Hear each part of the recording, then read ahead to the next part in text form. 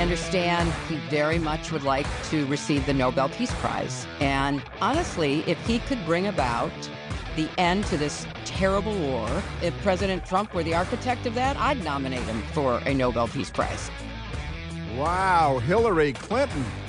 She's lying, of course, because that's what she does.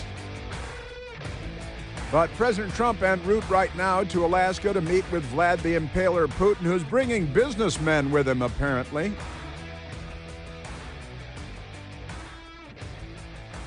Ba-da-ba-da-ba-da-ba-da-ba-da-ba. And now Led Zeppelin. CNN invited the devious and sinister Alexander Vindman, the now retired U.S. Army Lieutenant Colonel, who sabotaged President Trump from the National Security Council, listening in on his phone calls and then doing everything he could to undermine the President of the United States. I don't think we've ever seen such a public demonstration of insubordination by an Army officer in the history of the United States of America. Pretty amazing stuff. Got to say, his brother is Eugene Vindman. I think it's Yevgeny, actually. They are Ukrainian Americans. There's Ukraine again. What's with that and the Democrats and Ukraine? His brother Eugene is now he's a member of Congress, isn't he? He's kind of amazing. And this guy, the bad Vindman, he was invited naturally to be on CNN to come on and trash President Trump as President Trump is trying to make peace between Russia with the commies and everything, and they brutalized Ukraine for decades and murdered millions. And now we've got this American. They're twin brothers, they're identical twin brothers. But Alexander Vindman invited to be on CNN, and they invited him on to trash President Trump ahead of a, kind of a superpower summit is what it really is, between the President of the United States, Donald Trump, and the killer KGB murderer from Russia. That would be Vladimir Putin. So I've got some of that for you. And I have President Trump audio that I want to share with you as well, because he did a radio show interview, and then he started talking to the press immediately on Air Force One. He talks to the press more than any president probably in the history of the country, not just in modern times, but probably in the history of the country. And Putin, he's a communist, so he wants to steal everything he can steal. He wants to steal all of Ukraine. He stole Crimea under Barack Obama's administration because weakness, war, strength, peace, peace through strength, war through weakness. Obama, and we've got more Obama today, too, because he called the communist in New York, the Democrat that's running for mayor, and they couldn't be more thrilled because, Barack Obama was mentored by a communist when he was a teenager by the name of Frank Marshall Davis, and then Barack Obama picked a communist, John Penitentiary-Face Brennan, who literally voted for the Communist Party candidate for President of the United States, Gus Hall. And then Barack Obama made him CIA director, and then he sabotaged our presidential elections. And that's all the stuff of third world countries. And now the Democrat Party has delivered a third world status to the United States. They're working very hard at doing that. I was watching the press conference with the communist in New York, and he was surrounded by a bunch of communists. It didn't look like it was the United States of America. We've got a cabinet that looks like America. Well, the gathering they have in New York doesn't look like America. Boy, does it not look like America. But with that said, let's go to President Trump, right? Start with President Trump. Let's go to soundbite number 2, President Trump. This one is this is aboard Air Force One. Oh, I apologize. This was yesterday at the White House, President Trump. Hey, you're going to be meeting with Vlad the Impaler Putin in Alaska tomorrow. What do you expect? I think it's going to be very interesting. We're going to find out where everybody stands, and I'll know within the first 2 minutes, 3 minutes, 4 minutes, or 5 minutes, like we tend to find out whether or not we're going to have a good meeting or a bad meeting. And if it's a bad meeting, it'll end very quickly.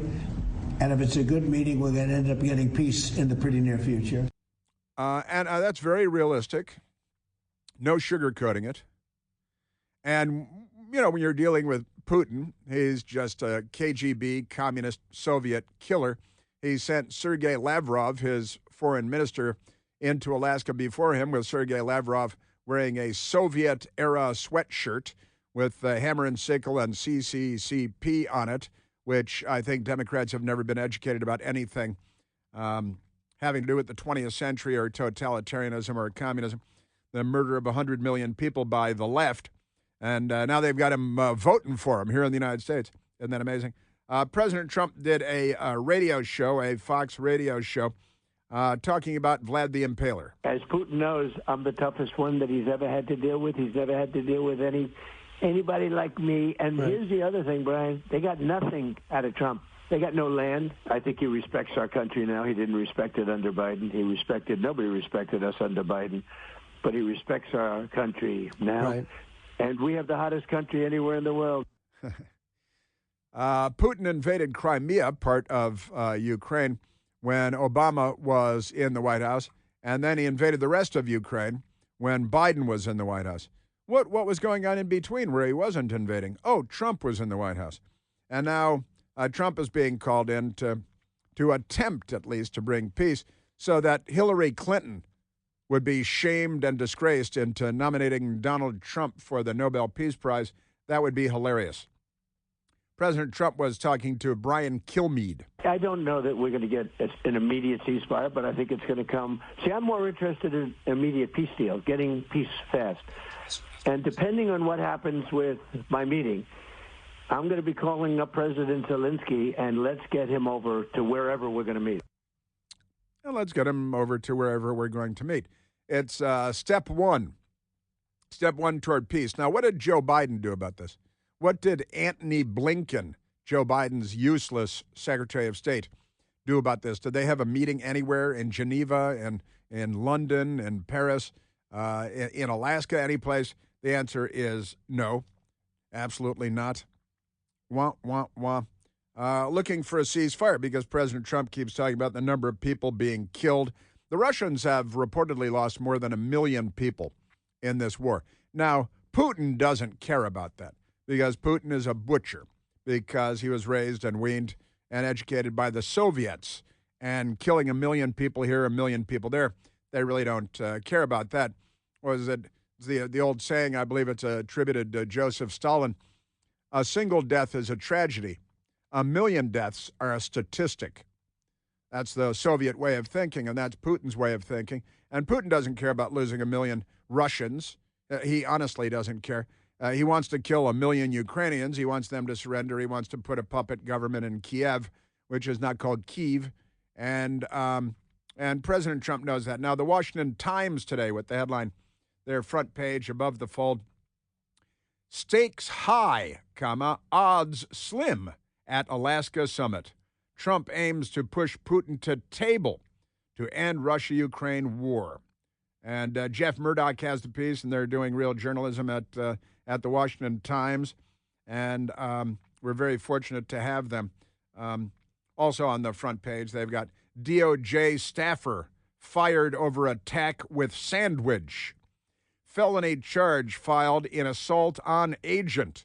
It's a Democrat Department of Justice employee who was fired yesterday that attacked a federal law enforcement agent and was, attacking and calling him names and spitting all over him, just yelling like a crazy person.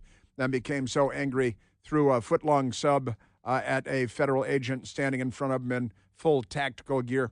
And the Democrat from the State Department had to be chased down. And Pam Bondi announced that Sean Charles Dunn, the 37-year-old Democrat, was fired from his job at the State Department, and that's good. And he's facing felony charges. You know, if the Democrats had bothered to press charges when the Democrat mobs in the street were assaulting police, they probably could have put an end to this practice a long time ago. But instead, they called it mostly peaceful, and they liked it. Isn't that amazing? Now, let's go back to President Trump on Air Force One now en route to Alaska for his Putin meeting, and Sergei Lavrov there with his Soviet Union attire, reminding, because they pine for the old days. Putin said the greatest tragedy of the 20th century was the collapse of the Soviet Union, which was a slave state, enslaving hundreds of millions, brutalizing hundreds of millions, stealing everything from them, starting with their independence and their dignity. And that's what commies do. We don't teach that in school anymore, I think. President Trump on Air Force One talking about his relationship with Vlad the Impaler. So we get along.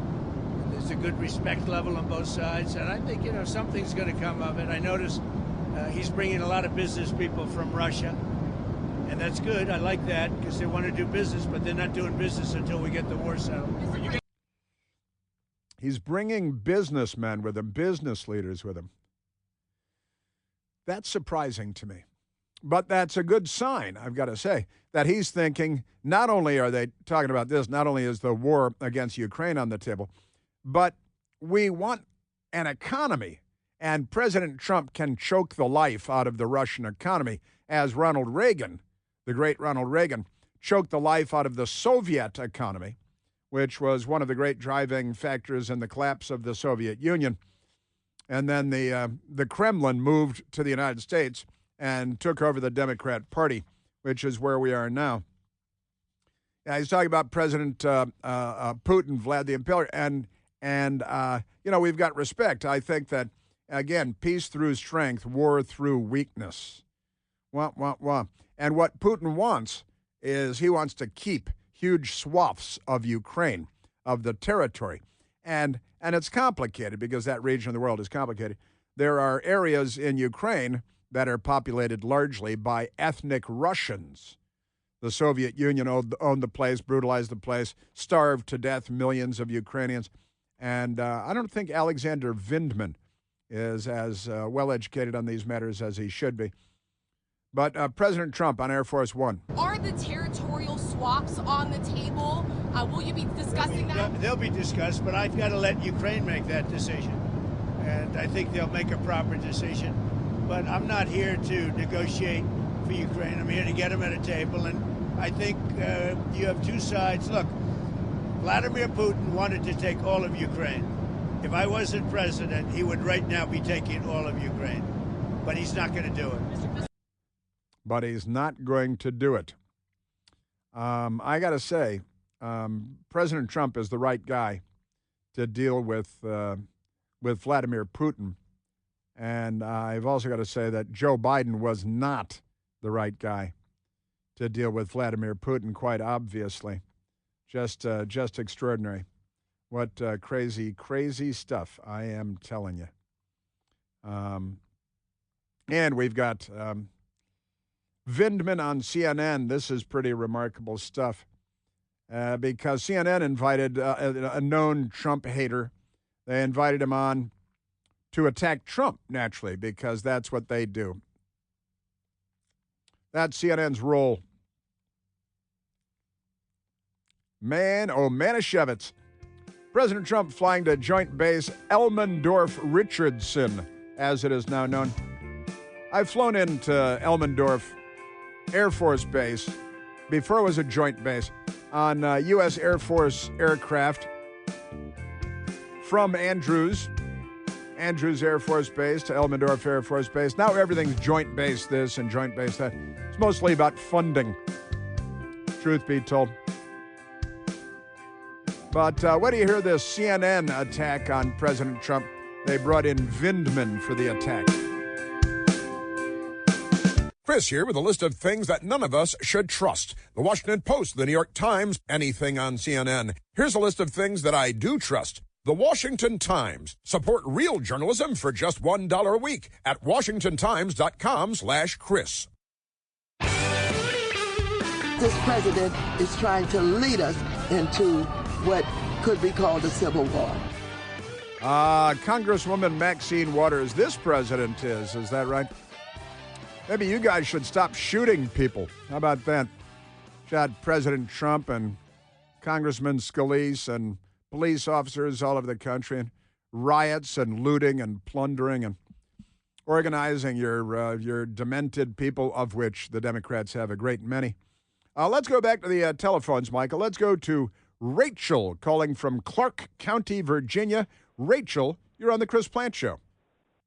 Hello, my friend Chris. How are you today? I'm wonderful, Rachel. How are you?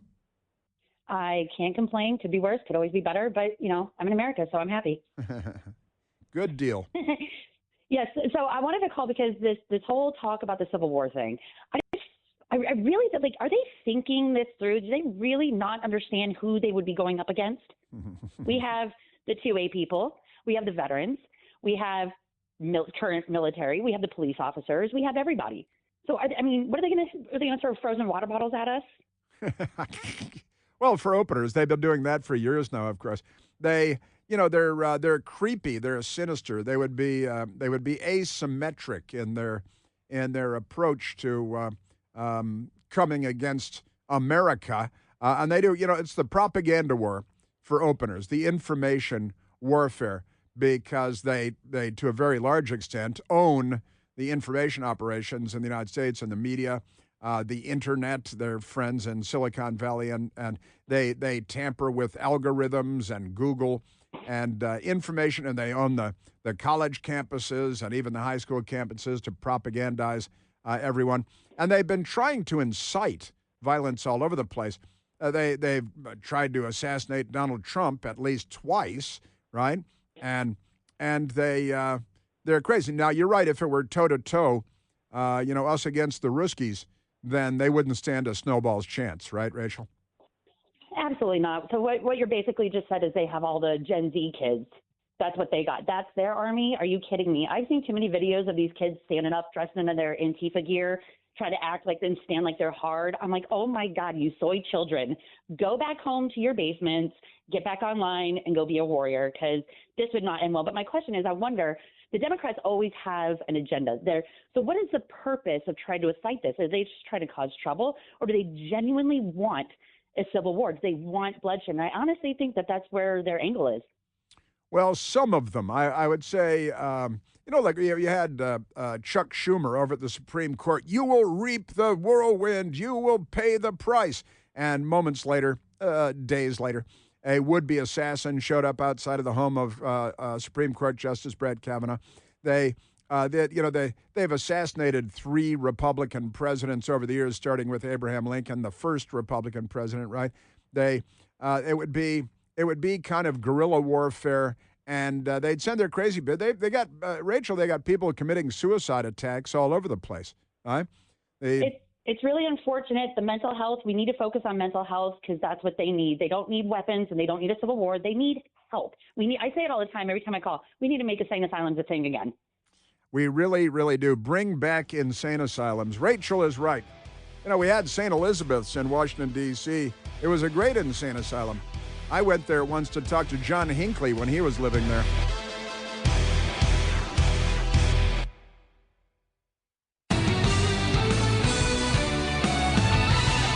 Now, President Trump said that if Putin doesn't come around on a ceasefire and peace with Ukraine, he said there will be severe consequences.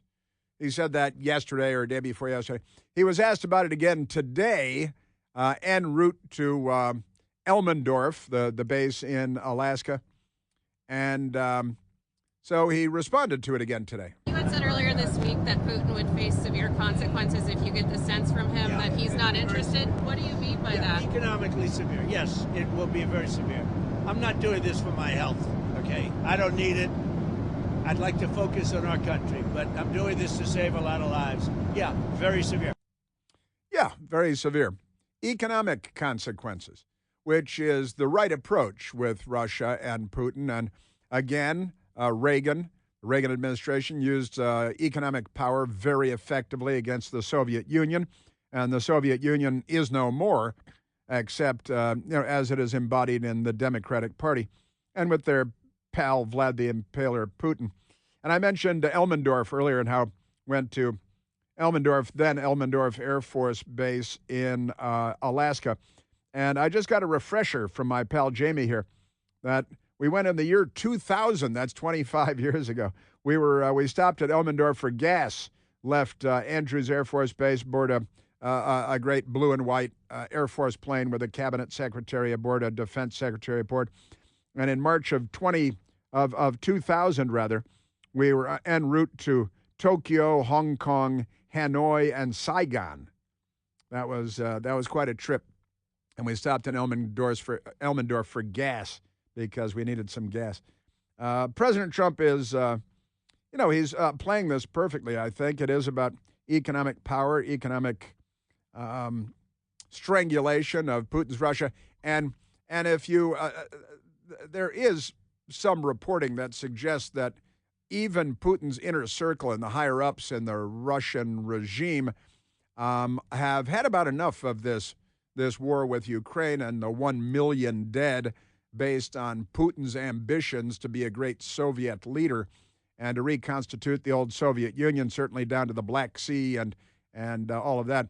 And if he falls from favor, he might meet with an accident. It's been known to happen in these Russian circles in the past. Now, with that, I want to get to this Vindman stuff too, but let me share with you this story.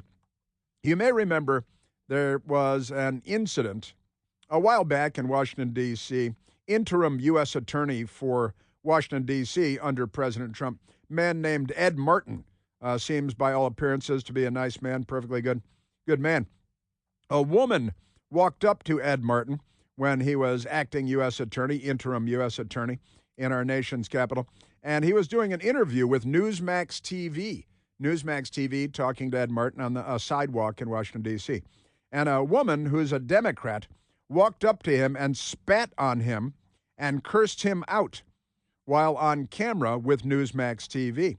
And the Washington Post, she's been charged with multiple crimes now because she was being arrested and she committed a series of additional crimes. Now, the woman who spat on Ed Martin, as she walked her dog, the Washington Post says, on the streets of Washington, D.C. earlier this year, has pleaded guilty to assaulting federal officers. I see a theme emerging here, and could be imprisoned.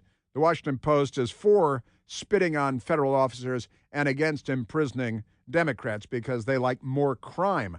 The Washington Post likes more crime, too. So the Washington Post says Ed Martin, an ally of President Trump, so he represented January 6 people. How dare he? He was interim U.S. attorney at the time of the spitting incident. And the Washington Post says the brief phlegmatic incident was broadcast on Newsmax, a conservative network that was interviewing the prosecutor outside the U.S. Attorney's office on May 8th.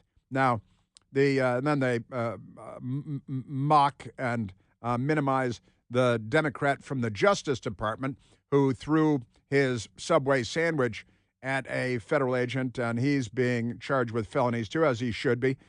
Dirty, stinking, filthy Justice Department crook, and he should pay the maximum price. But listen to this. She, the woman involved in the spitting incident, she was arrested 2 weeks later at her D.C. apartment. Naturally, she lives in an apartment in D.C., whereupon she spat in the face of a deputy U.S. Marshal named Jeffrey Martin, no relation to Ed Martin. And listen to this. She spat in the face of a U.S. Marshal there to arrest her for spitting on a U.S. attorney. And she spat in the Marshal's face and said, "How's that spit? Tastes good? I was just getting over a cold sore. I hope I gave you herpes," she said to the federal law enforcement agents. And then, according to the court documents, this woman, whose name is Summer, she's a 33-year-old woman, and she's a Democrat, of course. Her name is Emily Gabriella Summer, S-O-M-M-E-R. And Emily Summer said she honestly, when she walked up to Ed Martin on the sidewalk and spat on him, she screamed, "You're a disgusting man." "Beep you," says F you. And she knew who he was. She says, "You're a disgusting man. F you, Ed Martin. My name is Emily Gabriella Summer, and you are served." That's what she said when she spat on him.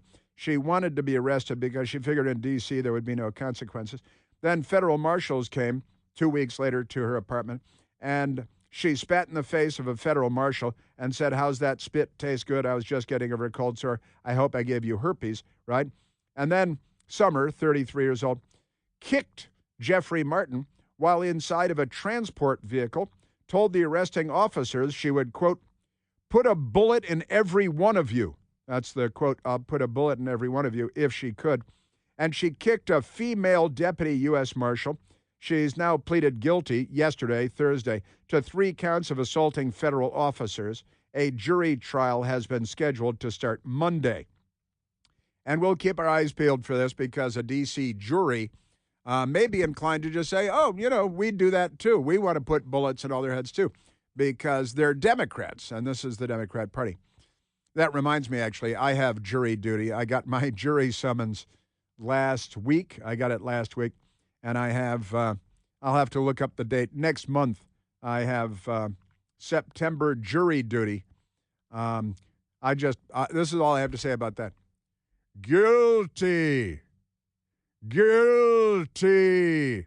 Usually when they call my name, I'm sitting there, they say, "Chris Plant, come forward." I say, "Guilty." I mean, "Yes, Your Honor. Yes, Your Honor. How can I be of assistance?" And they say, "Well, what does that mean?" I say, "Well, listen, Your Honor, in D.C., I happen to know that once somebody's made it this far and they're in court and a jury selection is going on, that person is guilty as hell, or it wouldn't have gotten this far because you guys don't prosecute anybody. Where's my seat?" Wow, wow, wow. Isn't that amazing? Yeah, and this idiot Democrat, Summer, the 33-year-old leftist who's spitting on everybody and kicking everybody and threatening to shoot everybody because she's a Democrat, and that's perfectly normal. She went online after she spat on the U.S. attorney, and she posted, Ed Martin, in caps, "Ed, that was me that spit in your face today," she said on X. "I only apologize that the city left me so dehydrated and unable to get water that I couldn't produce more to stain your drip down on your face." That's produce more to stain and drip down your face. That's she's a perfectly typical Democrat, I think, isn't it? Isn't that true? Just amazing. So we need to get really focused. For you. You are Martin. How you doing? Whoa. This is her. You are disgusting man. Well, okay. When they asked Ed Martin about it, he said, "When they asked me as the victim what I preferred, I said, charge her with everything that we can. Ugly scene. I'm so proud that I had my overcoat on because it kept that disgusting spit off my suit. And away we go," said Ed Martin. This is the Democrat Party today. This is them engaged in political discourse. Man, oh, Manischewitz. You spit and we hit, and they can hit real hard. He was talking about another incident where Democrats were spitting on federal officers. You got a Democrat senator invading what was that? That wasn't the DNI. It was DHS secretary, I think, a press conference. Democrat senator that nobody knew, Alex Padilla, and from California, no less, the unknown senator. It's like the unknown comic. Amazing people, aren't they? That's your Democrat Party. Speaking of which, CNN, speaking of Democrats, CNN, do we want to do Vindman or we want to do something else? You like Vindman? We'll do Vindman. Let's go to number 7. Alexander Vindman, who is the now retired U.S. Army Lieutenant Colonel from a Ukrainian-American family. His brother, Yevgeny, was then elected to the Congress of the United States from Virginia, disgraced to Virginia. But now former Army Lieutenant Colonel Alexander Vindman, who's the guy that sabotaged President Trump and leading to the first impeachment because he had a phone conversation with the president of Ukraine and said, hey, the Biden family is corrupt as hell. They've been taking millions from Ukraine, and they sabotaged an investigation Joe Biden did personally into corruption in Ukraine that the Biden family was benefiting from financially. And it was Alexander Vindman, then an active duty lieutenant colonel, who sought to undermine, to stab in the back, to commit treason against the commander-in-chief as lieutenant colonel. And that made him a hero to the Democrat Party and therefore CNN. Alexander Vindman, the 7 a.m. hour this morning was on CNN where they were treating him as a hero, say, well, we'd like to invite you on to trash President Trump and his effort to bring peace to Ukraine in the Russia-Ukraine war. And Vindman hates Trump so much that I think his parents came directly from Ukraine. And he and he said, well, yeah, I'll come on. I hate Trump so much. I don't care if my people are dying in Ukraine by the millions. I'll come on and trash Trump. I think this is shaping up to be a disaster because Putin set the table for this. He's the one that encouraged the summit. He did that on the back end of this noise about maybe ratcheting up sanctions and pressure on Russia. And this is supposed to be the outlet. This is supposed to be a way to fix that and kind of get that bromance between Putin and Trump back on track. But he has to deliver something. He has to make some sort of overtures towards peace. And I think Trump is willing to accept a lot of different parameters, some things that won't be acceptable to the Ukrainians. But the gap between what Putin is going to offer and what Trump is going to accept is still a chasm. Yeah, there's a chasm between your ears. This is classic Democrat here. He just amazing stuff. Again, his brother Eugene Yevgeny Vindman, who's a member of Congress now. He went to Binghamton University, but then he went to Harvard because that's probably after he undermined Trump. And then Johns Hopkins after he undermined Trump, no doubt. Isn't that amazing? And wait a minute, what's all that? The bromance? He's still pimping this Democrat Party propaganda. He must be a communist. He must miss, Vindman must miss the Soviet days in Ukraine. Just amazing. And this is CNN, and the anchor is sitting there nodding in agreement. And yes, bromance, right, Russian collusion. I remember we faked that, and now we have piles of documents that prove that it was all a Democrat falsehood. Alexander Vindman. I don't know if Trump has the stomach for hard. He wants easy wins that he could deliver. He's claiming, 6 different victories, bringing around peace. He may throw his hands up in the air and just walk away. And the best case scenario might be a status quo. Nothing really changes.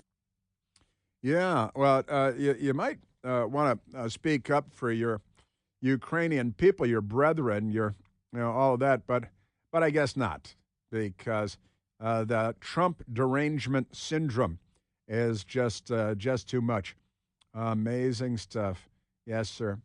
Well, it turns out he was actually with his twin brother. He was born in Kiev, Ukraine, and the old Soviet Union. I guess the Soviet Union part really rubbed off on Vindman, and CNN loves it. Yeah, so I've done this before. I've attempted to prep President Trump on numerous occasions in preparation for meetings with Russia, Ukraine, and so forth. It is not the easiest task.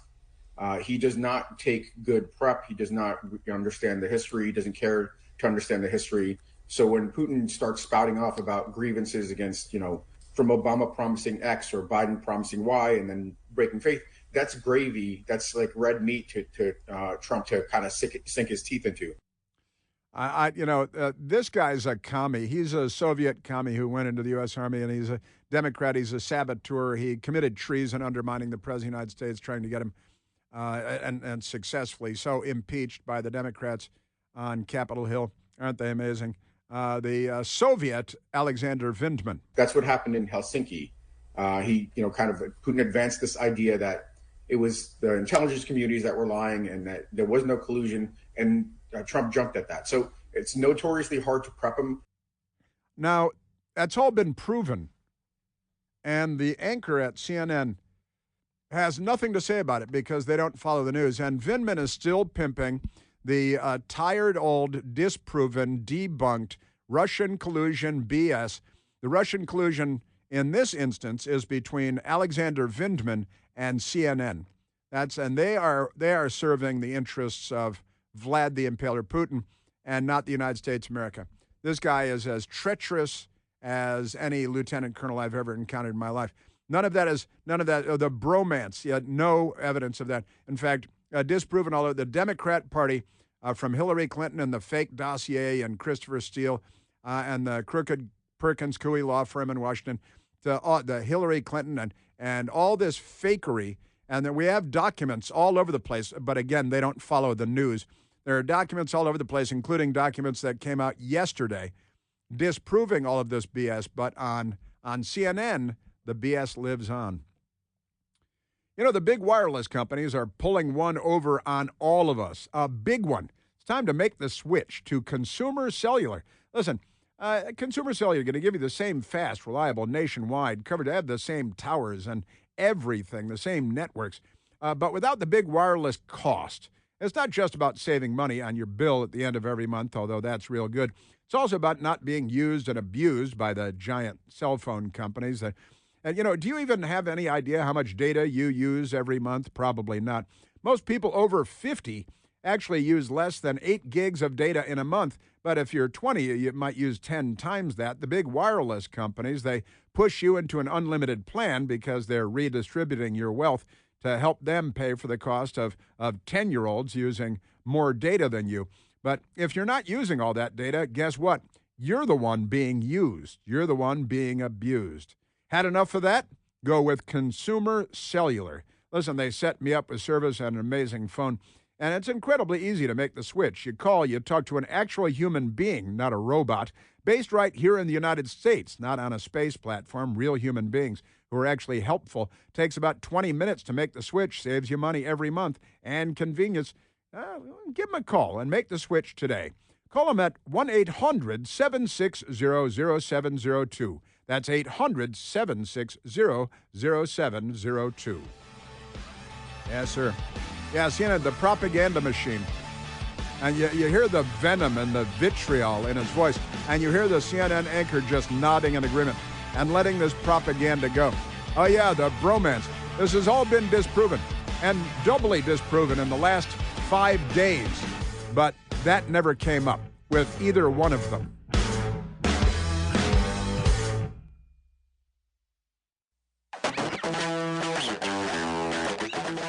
Now, the great John Solomon at Just the News has been doing outstanding reporting and getting to the bottom of the phony Russia collusion hoax, the criminal conspiracy that started with Barack Hussein Obama, went to James Comey at the FBI and Peter Strzok and Lisa Page and the list goes on. John Brennan at the CIA, and Comey had a media mole.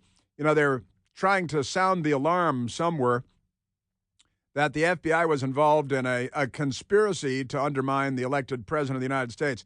This has all been debunked. And as Alexander Vindman, we had somebody tweet at us, Pete Hegseth should recall Vindman to active duty and court-martial him. I like that.